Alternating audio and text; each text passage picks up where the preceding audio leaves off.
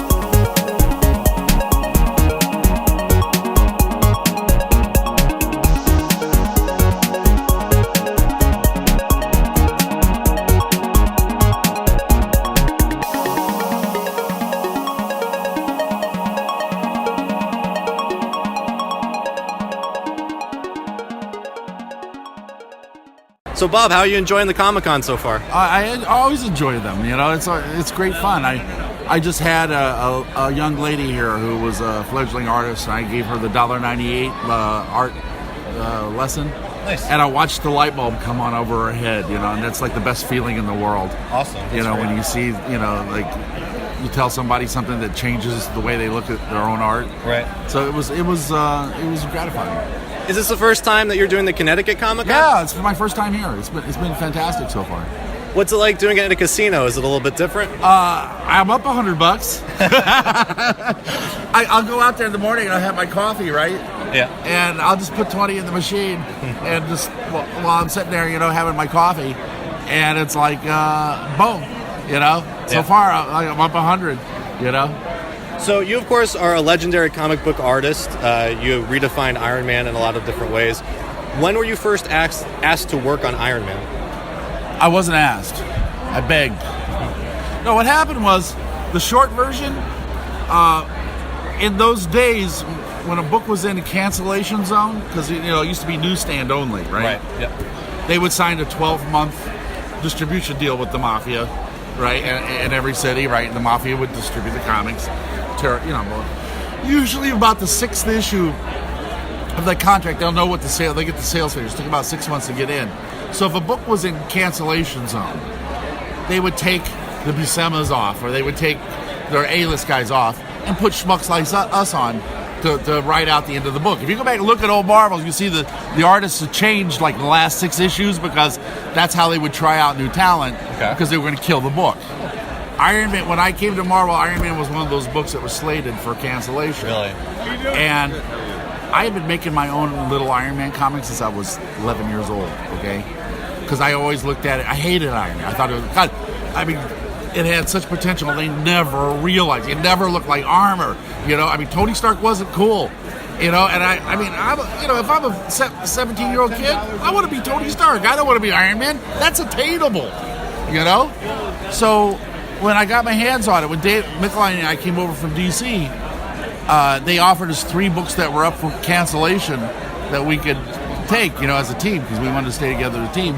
And Dave was a DC guy, so he didn't know Marvel characters at all. And I'm like, take Iron Man.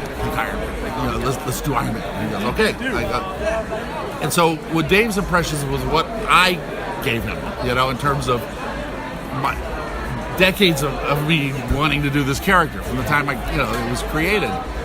And I asked the editor, I said, do you mind if we change a few things? And he's like, no, you know, we're going to cancel the book anyway, right?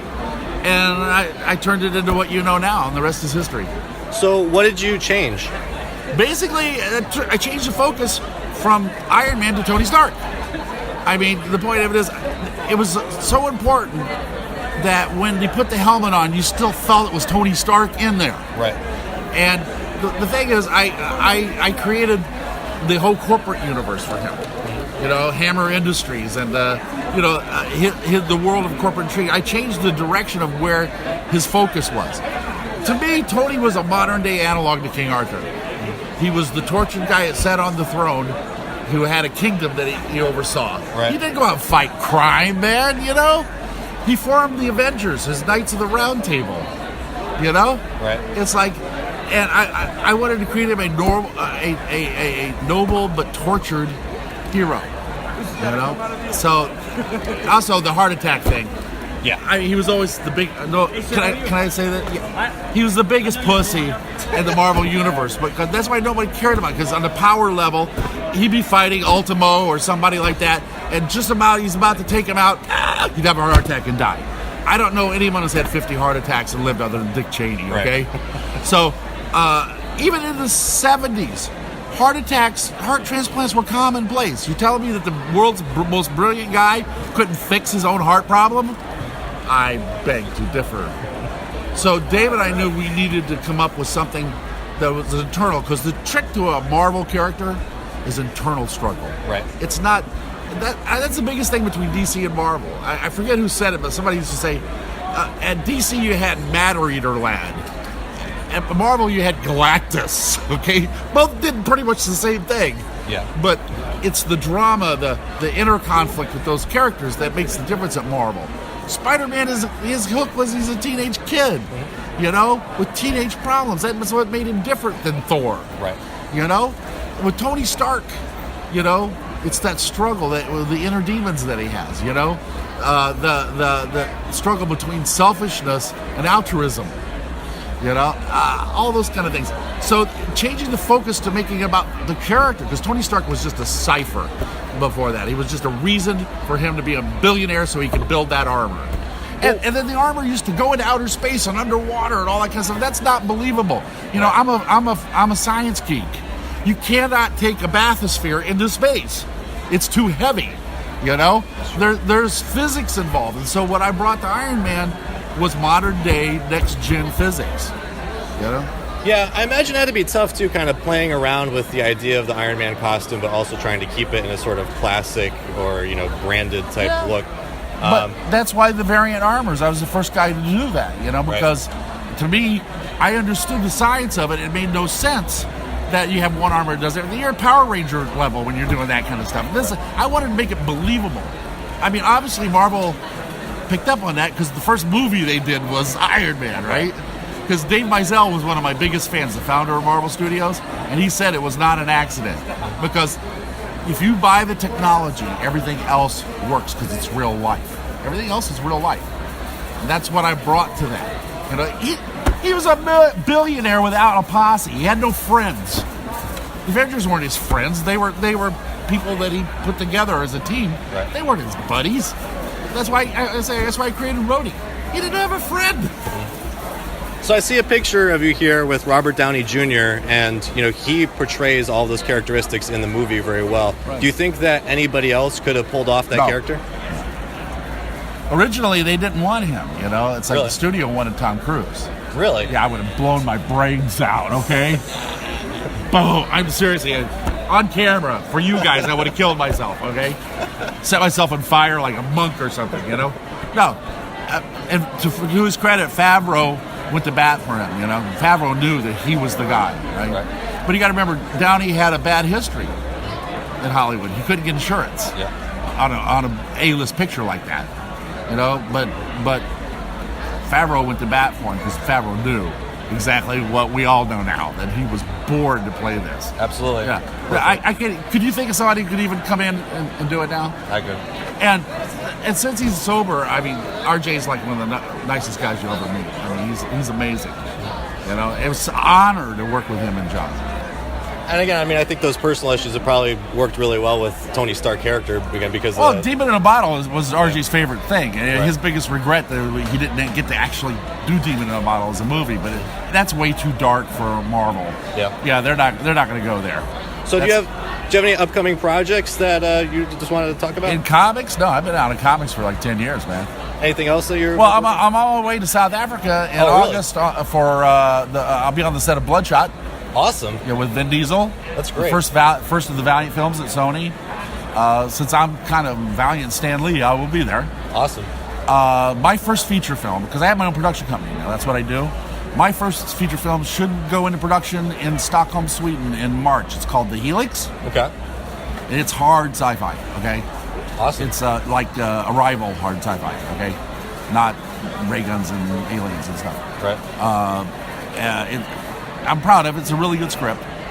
But it's the first of a series of pictures that we're going to do Awesome. in the next few years. I can't wait to see it. Thank you very much for taking the time to speak with us. Appreciate your time. Thanks for tuning in. So, Kane, how are you enjoying the ComiCON so far? Having a great time here. I've never been to this property before, so it's really a lot of fun. I'm a big poker player. I haven't played yet, but I've never been here, and it's been a good con. Very well run too. How would you say it's different doing it in a casino versus some other venue? I mean, it's not really different in here. It's all the same. It just happens to be a casino out there. So as far as that goes, it's not really different for the con. It affords you more activities before and after the con, though, so it's kind of nice. Right. Well, you, of course, played Jason Voorhees in the Friday the 13th series. When were you first approached to play that role? On the end of 1987, the director asked me he suggested that I play the character. In the first 6 movies, nobody had done it more than once. Each movie they changed guys, so fortunately for me, they weren't opposed to thinking of another new guy, and then it worked in my favor that I did the next 3 after that one too. What do you think that you brought to the character that the previous actors hadn't? I never speculate on that. I just played the character how I thought it should be done, and people seem to respond to it. So, I never say what I did or what other people didn't do. It's just, people liked it, so I was happy to continue. Well, and that series, Friday the 13th, of course, was one of the most enduring horror series ever. What do you think it was just about that franchise that made it so successful? Yeah, that's a question that's hard to answer, really, because how do you justify people wanting to see 12 different movies now with the same character? It's almost like, I guess, the audience is like saying, I wonder what they can come up with this time, and it's just such a good mythology, the basic story of it. It makes it fun to see what they can come up with.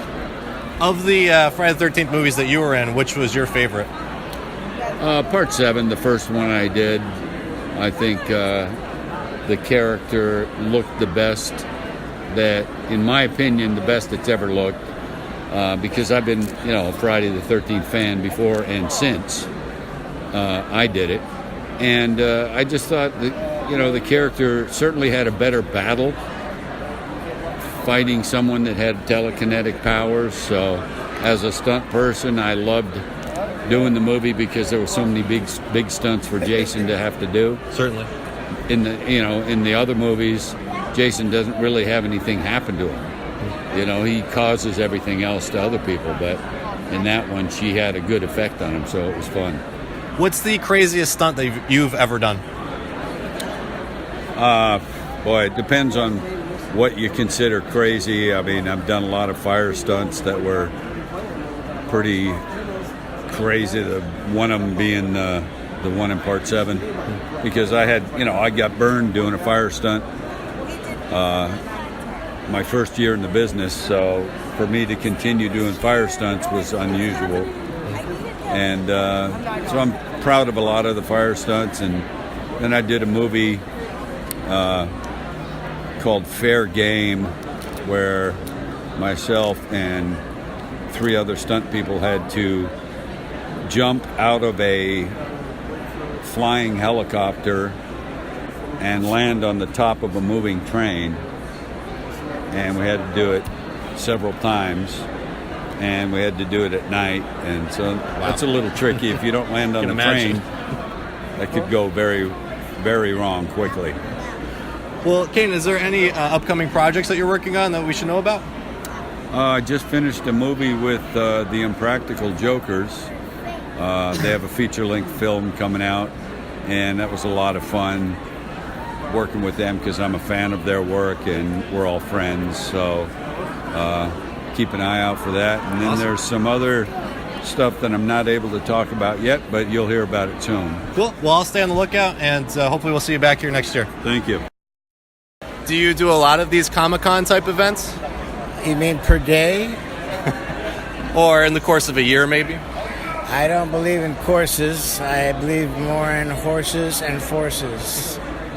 So I did want to talk with you about your work at in Roger Rabbit, because that was one of my favorite movies growing up. When you first were approached to do that, was that something that you were really excited about, or did the movie just end up becoming bigger than you had imagined?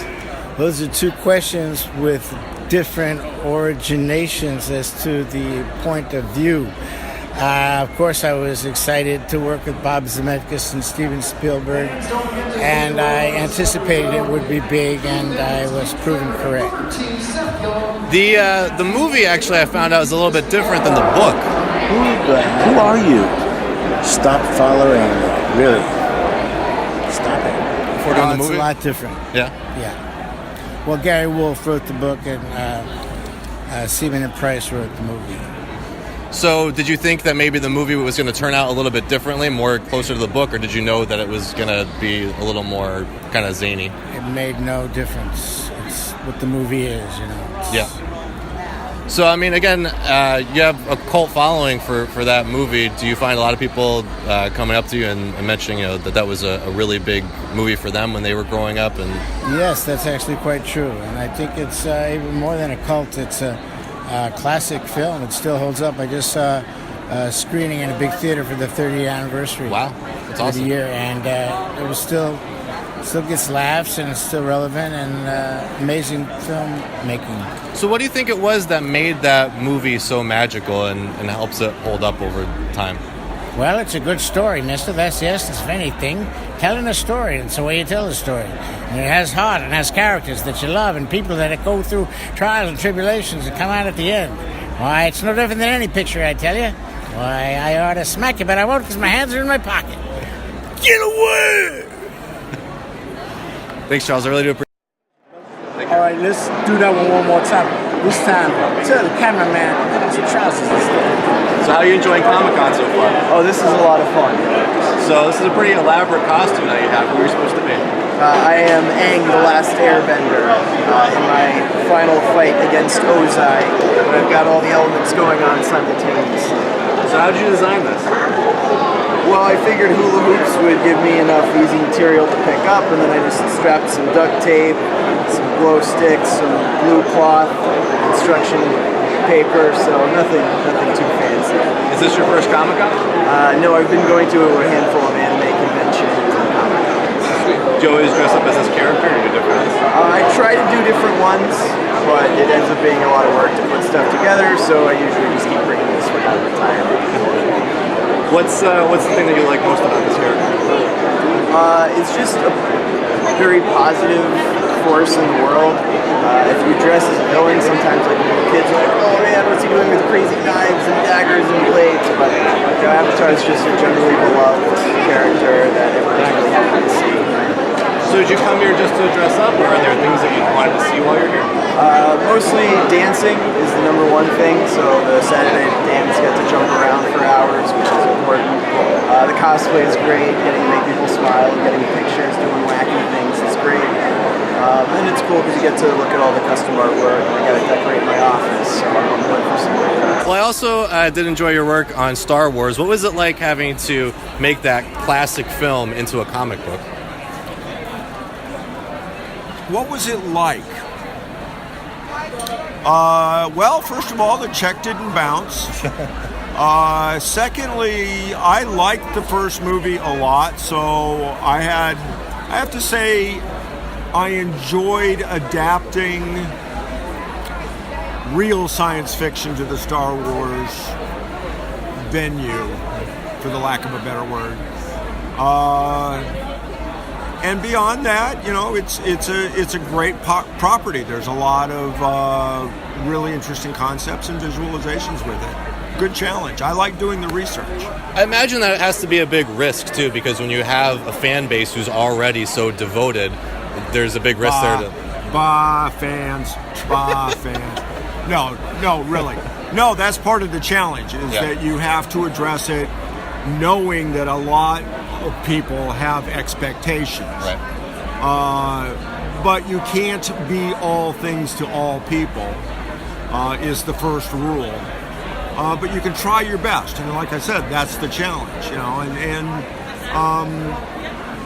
hopefully you can make it into a good time, and hopefully everybody enjoys it. But even George found out that not everybody liked what he did, and it was his toys. Sure. You know? Well, what are some elements that you brought into the comic book that you thought might have been missing in the movies? Well, at that time when I wrote my Star Wars story, I was more hardcore science fiction than fantasy adventure. So I wanted to bring in something a little more...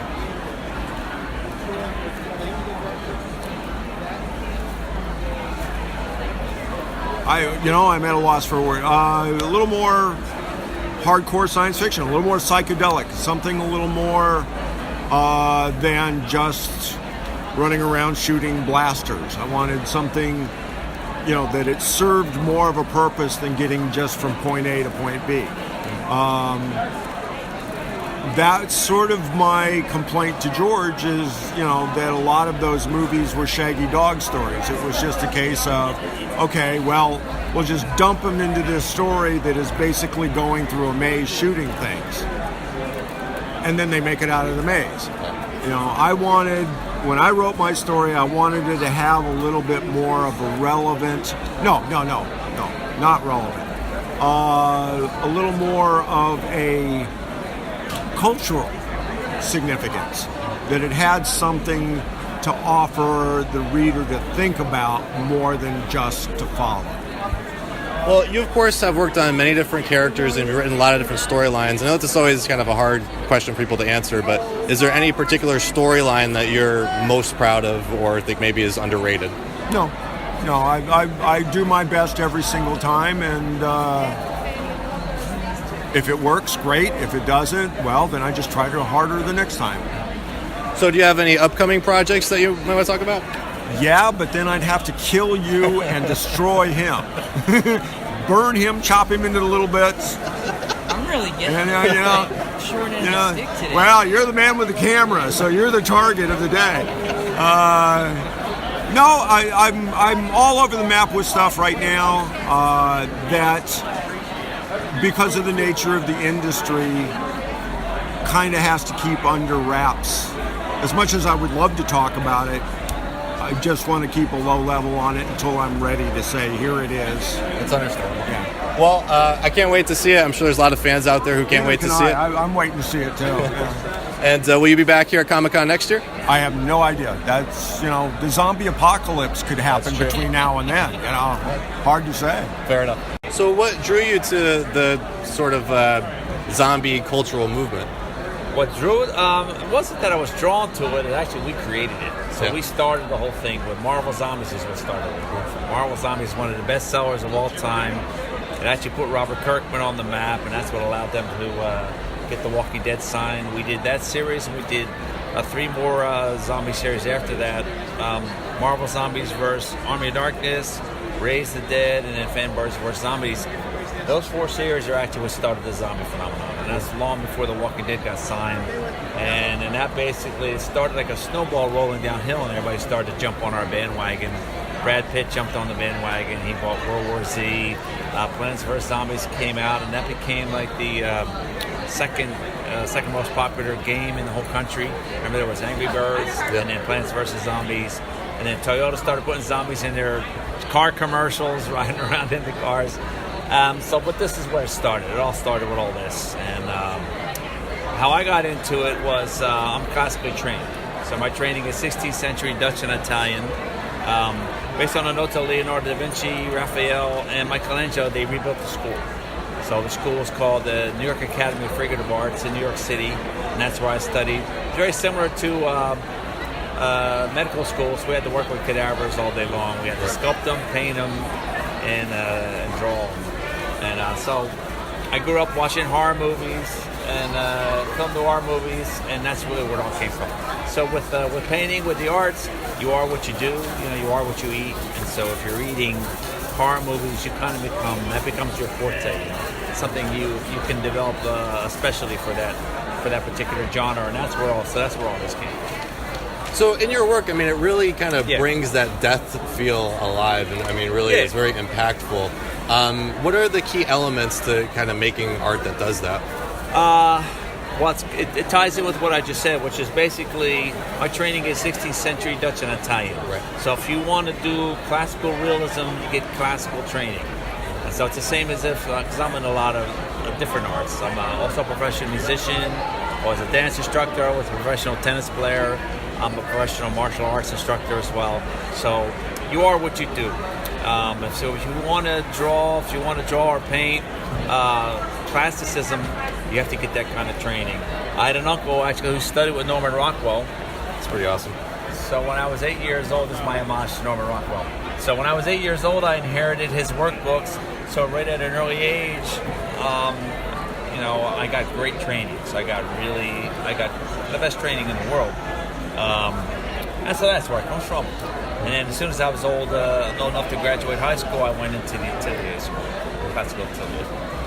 So, as you mentioned, the zombie movement has really taken off. It's shown itself in a lot of different ways. Yeah. Why do you think that is? What do you think has made it so popular?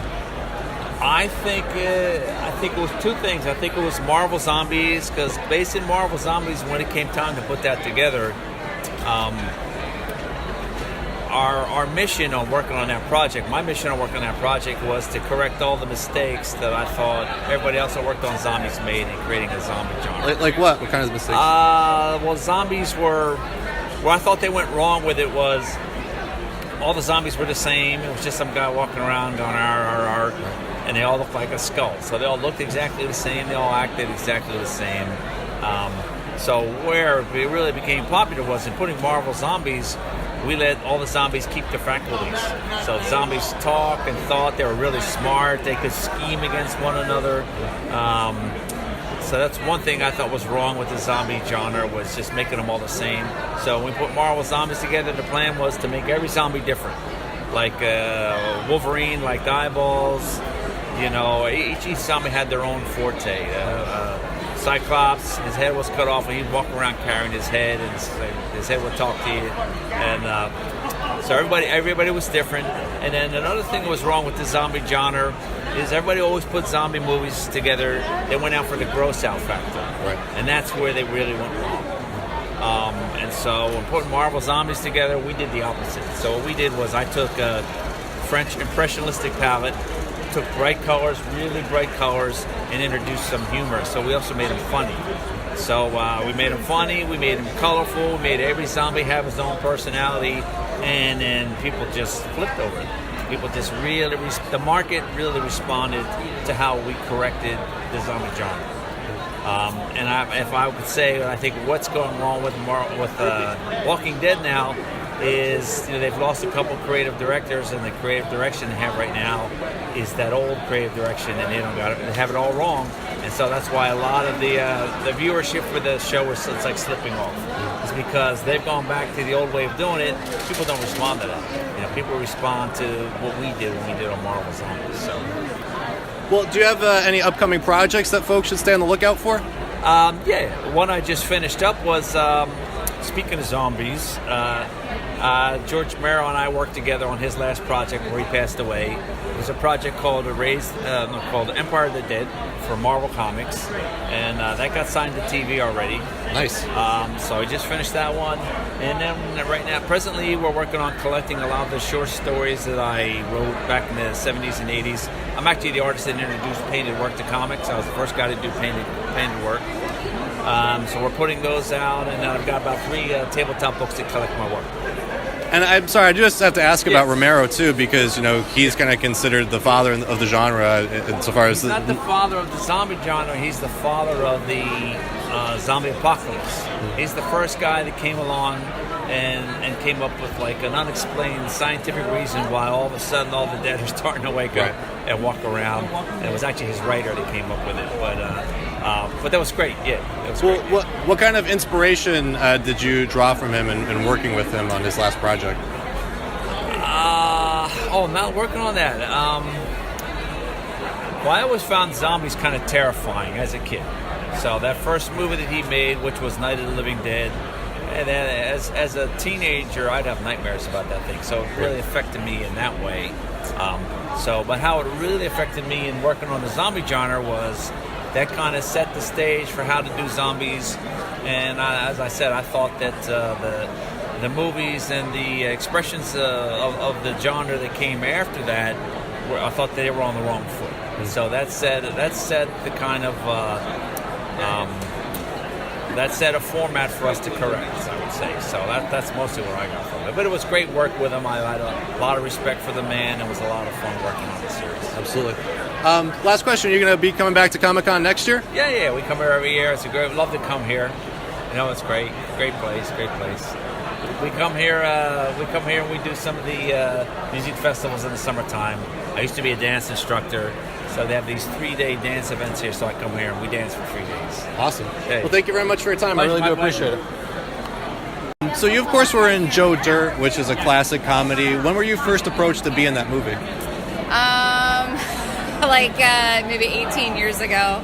I was asked to go on the audition, and I had no idea it was going to turn into such a huge kind of cult classic, so I was really surprised by the response of the movie.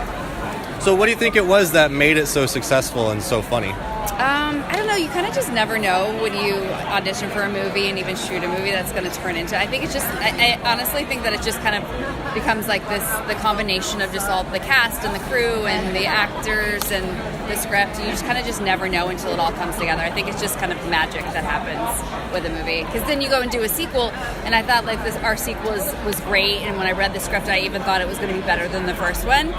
And you sometimes just can't recreate the first one. I think it just all comes together perfectly in the first one. You just never know. Working with David Spade, did he improvise a lot of those scenes, or was it in the script already? A lot of it was written, but he definitely improvises. I mean, he's a comedian, so he's definitely improvises a lot of the scenes. Like even the scene on the porch with the dog's genitals, a lot of that was improvised. So you, of course, were also in It's Always Sunny in Philadelphia, which is a great show. And I imagine that show has to be very improvised, right? Yes, absolutely. I think I've lucked out. A lot of the movies I've worked on have been with some pretty amazing comedians. So even with the Wayans brothers on White Chicks, we improvised a lot of those scenes. So it's been great. Yeah, I've learned a lot.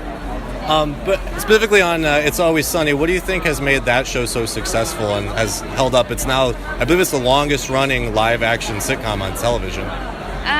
I just think they're willing to push the envelope. I don't think there's really any show out there like that, Always Sunny. I think that it's just so... Do we hold for this? Is it okay?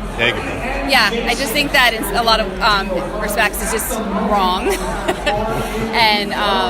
But it's just so funny. I think that they really push the envelope. So do you have any other upcoming projects that we should stay on the lookout for?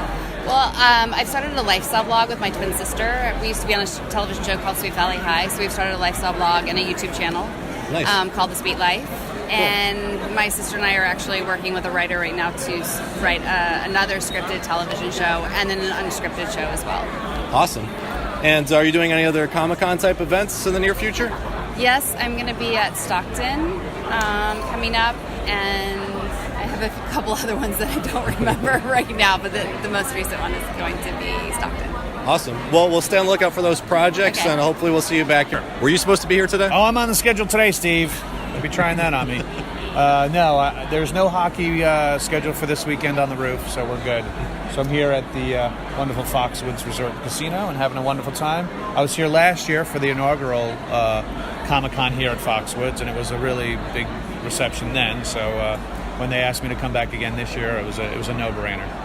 So what's it like? How is it different doing a show here at the casino versus some other venue? Like a traditional convention center. You know what it is? What's great about doing it in casinos especially is that you have the ability, usually most casinos have a multitude of choices for somewhere to eat.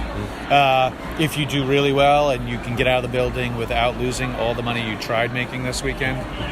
But there is that option if you want to take that gamble, so to speak.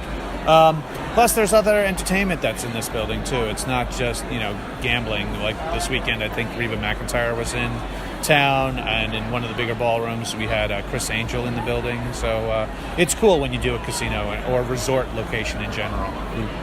So you, of course, were Dante in Clerks. That's right. When were you first approached to play that role?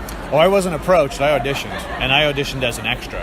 So Kevin had already had some mostly friends already cast in the roles of Jay and Bob and Dante and Randall and Caitlin and Veronica. So he had held auditions out of a playhouse because I'd been doing theater acting, community theater acting for 3 years to 4 years prior to auditioning. So back in '93, I auditioned at the First Avenue Playhouse, which was the local playhouse that's still in operation today in Atlantic Highlands, New Jersey. That was the next town over from where Kevin lived, and he thought, where else are you going to find actors to audition and hold auditions but at a playhouse? Asked those producers of that playhouse, do you mind if I rent your space? And then, in addition, can you then contact your stable of actors who work out of the theater? Okay. So this is pre-cell phones, pre-internet, He did put an ad in the newspaper every Wednesday. There was always audition notices for the local theaters about what was going on there. So we put an ad in the paper, Village Voice, things like that. And I was told by the owner of the theater, hey, these guys next month are doing auditions for this film. You're pretty much the age appropriate that they're looking for. You should come down and audition. I was like, sure. I was already at another theater working on another play somewhere else. A month goes by. Sunday goes by. Monday morning, I get a call from the guy going, hey, Brian, where are you at? I thought you were coming down to audition for this film. I'm like, oh, my God, I totally forgot. Was that last night? He goes, yeah.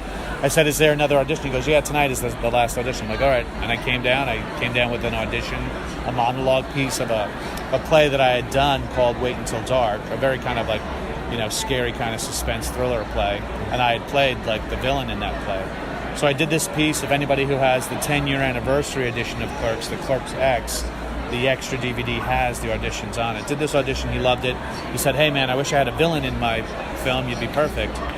Came back days later for 2 callbacks, read opposite Kevin. We read the whole independent contractor scene about the Death Star with him.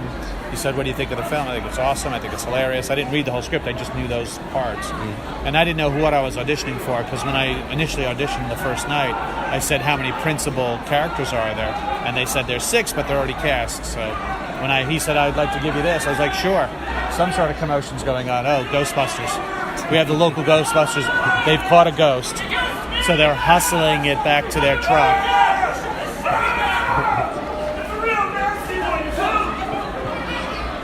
Only at ComiCON, folks.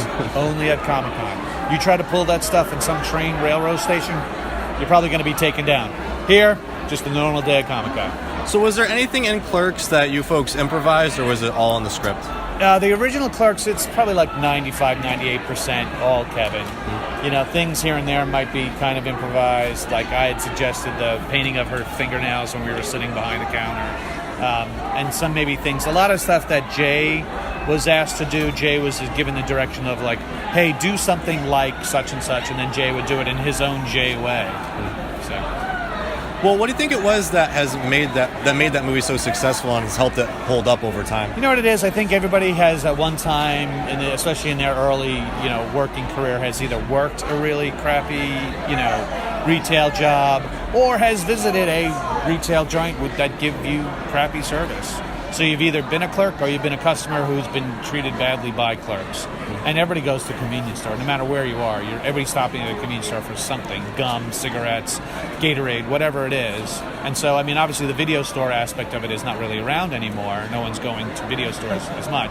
There are video stores that are independently owned that really great people who love film keep going, where if you want to get really great DVDs of rare stuff. And sometimes a lot of films that were put on VHS were never converted over to DVDs. So there's a lot of, like, the VHS resurgence of trying to find films, and VCR players for that matter. Right. The last manufacturer of VCR players went out of business 2 years ago. Yep. So the price of them on the secondary market is skyrocketing. So whenever you see them at like flea markets or someone's throwing stuff up, grab that VCR. The hipster kids are loving it. So what do you think it is, what element of Kevin's writing do you think it is that has made him so successful? His grasp of incredible conversation. His dialogue is really the star of his films, I would say. He's very, very eloquent in how he puts it, but at the same time, he has that great working man's kind of vulgar kind of attitude at times where, for fuck's sake, they'll just say something for whatever reason. Sure. Which I love. And he has really great character development. He really writes extremely well for a man, but he writes characters of women really well, I think. And just the characters in general people enjoy. You know, and now he's branched out from just the traditional View Askew characters when he went on to do Red State, and then went on to do Tusk, and then Yoga Hosers with his daughter. And I like the fact that he's experimenting that way. Now, yes, soon we'll be going back to the same well of the View Askew characters with the new Jay and Silent Bob reboot movie that we'll be filming, I've been told now, this October. Awesome. So those characters will have a revisit for that. So we'll dip into that well again, see if the fan base still wants to see and hear from us in the View Askew world. And then we'll go from there. Awesome. Are there any other upcoming projects that you're working on? There's a few. There's a film that Jay Muse has written and directed that's in the final stages of editing called Madness in the Method. And it's about Jay Muse trying to expand his acting career in different types of roles. So he goes to Kevin, and Kevin gives him a book about the acting method acting style. And he really sinks his teeth into it, and you see what happens when Jay takes acting super seriously. Awesome. Amazing cameos. Kevin Smith makes his cameo. You have Stan Lee makes cameo. You have so many great people in the film. Gina Carano, the MMA women's champion, is in it. You got Danny Trejo. Everybody of ComiCON, this is your last chance to get your opportunity to meet Julie Benz at her table. She is leaving at 2:30. Your last chance. Head on over. She's famous for Buffy the Vampire Slayer, Angel, Dexter. Head on over. Julie Benz's table on the main show floor. Have ComiCON. This Sunday! Get down there! Plus a bunch of trucks there. This is what you do at Comic-Con. When it gets close to the end like this, that's what happens. Some guests have flights to catch. Yeah. So they always announce when they're going to have to leave. So there was your announcement. And by the time you've seen this, she's already gone. Are there any other Comic-Cons that you're doing this summer? Or? I'll be doing Plattsburgh, New York. They have a nice regional show up there near the border of Canada and New York. I'll be up there with Scott Schiaffo, Chuli's gun guy from the original Clerks. He'll be up there with me. So we'll be taking that drive. It'll be fun. We're going to dip our toe into Canada, hopefully, to see if he can get into Canada. There's a long story if you go to Scott Schiaffo's Facebook page from like a year and a half ago where Canada wasn't allowing him in. Really? He had a glitch on his record that wasn't like leveled out. It was just literally a bookkeeping error. Yeah. So now he's gone to take care of it with the county courts and stuff. And so now we're like, all right, get your passport. Cool. When we get up there, let's take an evening and get dinner in Canada and see if they'll let you in. See if we can finally get you through to the wonderful Canadian border. So that'll be upcoming in August. And then I'll be out in Colorado Springs for this company does the Colorado Springs Comic-Con. They just asked me to be a part of it while I was here. So hopefully I'll be there. That's also in mid-August. And then I'll be in England in the ending of October for a Comic-Con. And then there's a few things that are working out in September and a few other things. Staying busy. Staying busy. A couple of other films that are still in finishing up editing. Another film by the name of Right Before Your Eyes. It's more of like a a Hallmark or a Lifetime movie. It's about a guy struggling with alcoholism who loses his wife, who takes his kid away from him because of his alcoholism, and his friends try to help him get back on the path, and I play one of the friends. So hopefully that'll be out on some sort of TV distribution, movie of the week somewhere in the fall, and in talks with 2 other films. Awesome. Well, I'll stay on the lookout for those, and hopefully we'll see you back here next year. Yeah, the best way to keep in touch is through my Facebook or Twitter or Instagram. My Twitter and Instagram is Brian C. O'Halloran, as in like Christopher. Brian C. O'Halloran on Twitter and Instagram, and then the Brian C. O'Halloran on Facebook. Awesome. Thanks again, Brian. Really do appreciate it. This is my 3rd one. Okay. I just had a few. So yeah, I mean, nobody's thrown vegetables at me yet, so I guess I'm okay. I don't know. We'll see. First time in Connecticut? No. I'm originally from Philly, and I used to live in New York. Okay, and gotcha. I worked in Boston for a little bit, so I've been around. So you, of course, were on The Office, which is one of the most legendary sitcoms of all time. And I just wonder, as somebody who worked on that show, what made it so magical and so special? Well, we had the best writers in the business, and Steve Carell, he was just in the prime of his career, and I feel like we all were riding on his coattails. I mean, really, he had just done 40-Year-Old Virgin in between season 1 and 2, and then it came out, and we were filming it. It was just, I don't know, I think it was like the right time, the right place, the whole lightning in a bottle, like all those things that they say that are very specific to having a hit show that would allow you to be on for 9 seasons. Right. It's kind of crazy. Well, also, I wonder, was much of that improvised? How much was that? Was just you guys fooling around? Most of it was written. Occasionally, we get to to have a take or two that was improvised. Steve would improvise a little bit more. Steve and Rain a little bit more than the rest of us, but but the writing was so good. What was your favorite scene to film?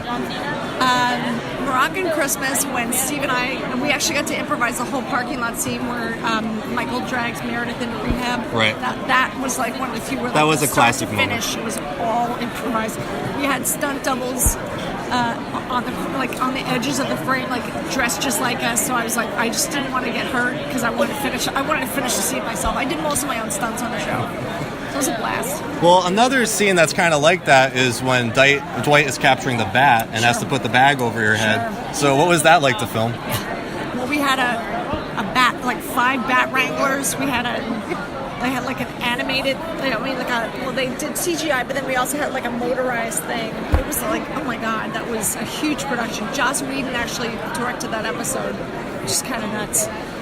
Well, again, a lot of you have a large cult following out there. People, would obviously love to see some kind of reunion. Do you think that will ever be in the works? Maybe. I know, like the cast members that I've spoken to are totally up for it. So we'll see. Like an Office movie? That would be pretty great. That would be awesome. I think you got to write your congressman. Well, thanks, Kate. I really do appreciate your time today. Favorite kill that the other one has done in a movie? Great question. I think my favorite kill of Kane's is in Hatchet. Yeah, there's some kills. There's a couple of kills in Hatchet that I really like, and part of that I got to say is Adam Green's editing. But there's some. I think those are my favorite of Kane's. Yeah.